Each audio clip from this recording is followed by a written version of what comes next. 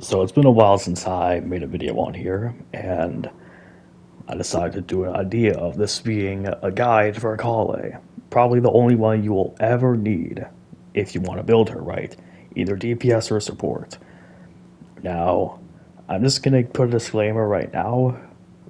Your results may vary different from mine, because mine is C6 and Triple Crown, so the results that you might get for yours might be way different than what you see in this guide, so there's a little disclaimer up there.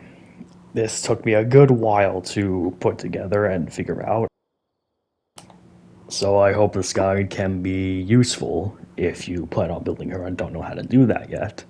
So here we go. For her normal attacks, they're pretty standard, dealing 4 strikes of physical damage to opponents. When she does her aim shot, she takes a while to charge up, and she does dendro damage to one opponent that she aims at.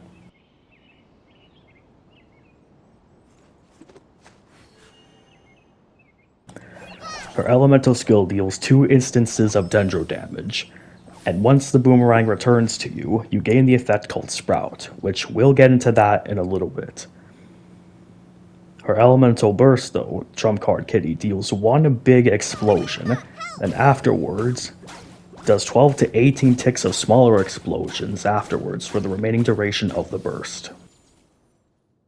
Your main priority talent-wise is your skill and burst, since that's where your main source of damage will come from. Your normal attack isn't bad to level up, but I would only recommend leveling up unless you really want to.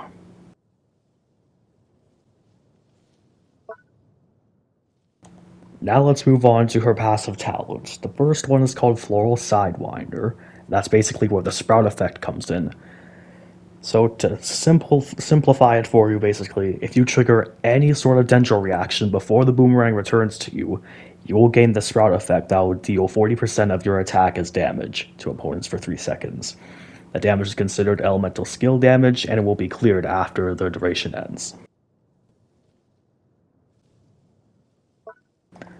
Her Ascension 4 talent, the Languid Wood.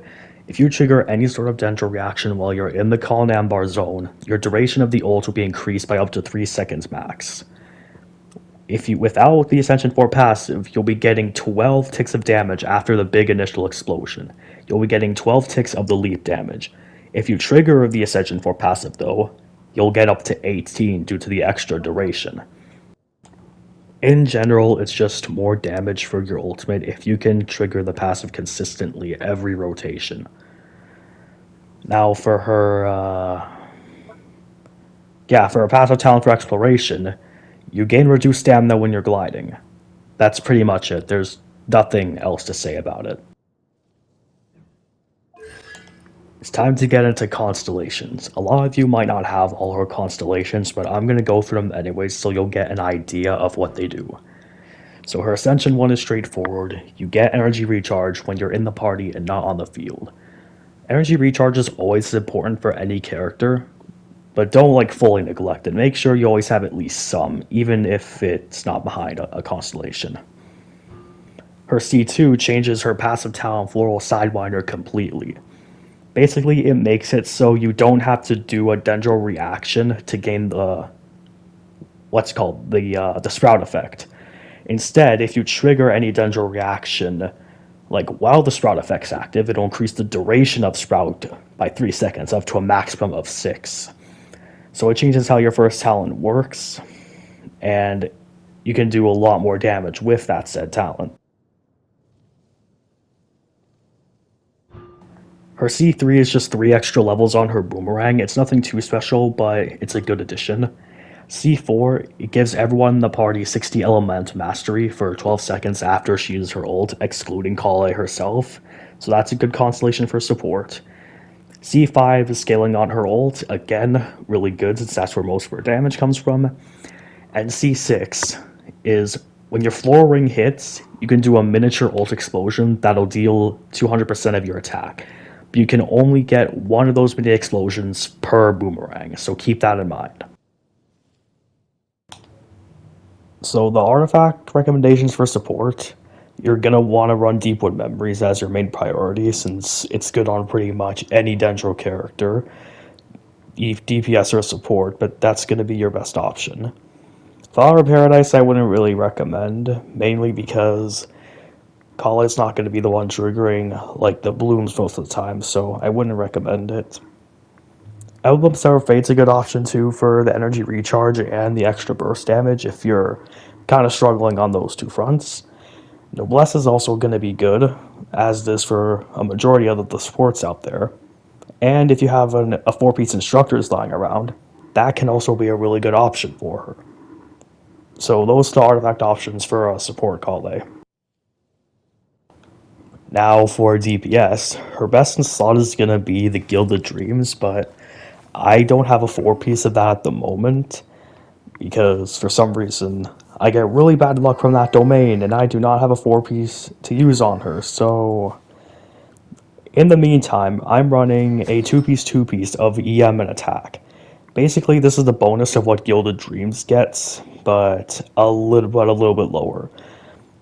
And these also have really good substats on them, so it's a really good substitute if you don't have the 4-piece for it. But overall, Gilded Dreams is going to be your best option for a DPS Collei, but a 2-piece of attack and EM is also really solid if you don't have it yet. For weapons, the Aqua Simulacra is a good option on her, mainly because of the crit damage bonus and the passive that can work on basically any character that can use a bow. In general, it's just a very solid option if you have it lying around. Other good options right here are also the Skyward Harp and the Amos Bow, but I wouldn't recommend the Amos Bow since charge attacks aren't really your main focus of the damage, so it's a good option, but definitely not the best one out there. Stringless can also be a good option if you're playing either DPS or support, because once again, this passive is a very strong option for her since that's where her main majority of damage will come from. There's also other good options like the King's Squire. It's not recommended, but besides the fact it looks really good on her, the passive can work if you're playing her mostly as off-field or an applicator for Dendro. Two more really good options that I can give are the Sacrificial Bow for the energy recharge and the cooldown resets. You can proc your C6 in extra time. And like any other support, Favonius Warbow is going to be good because what support isn't good with a Favonius weapon? Now we're moving on to the team section. So this is the main team that I use, and in my opinion, the team that she works best on. It's very accessible and free-to-play friendly, but if you have Nahida, I would swap Dendro Traveler with her. That is if you have her though. If you're interested on what my supports on this team have, I'll probably put them up like somewhere along here just so you get a better idea. However, if you're running her as a support for Hyperbloom, you can also use a team that's something like this. You don't have to use Barber, you can also use Hydro DPSs like Child, Nuvalet, and Ayato to trigger the blooms, but in the end, it's all a preference of what is most comfortable to you.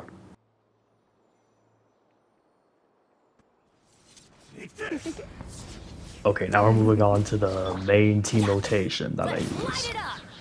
Don't have energy back up yet, so we're getting up, okay?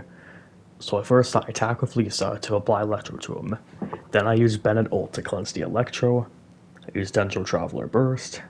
Then use his skill to apply Dendro. Attack with Lisa. Use her ult. Attack with Lisa again to get the Hakushin Ring bonus. Skill with Collei. And then burst with her.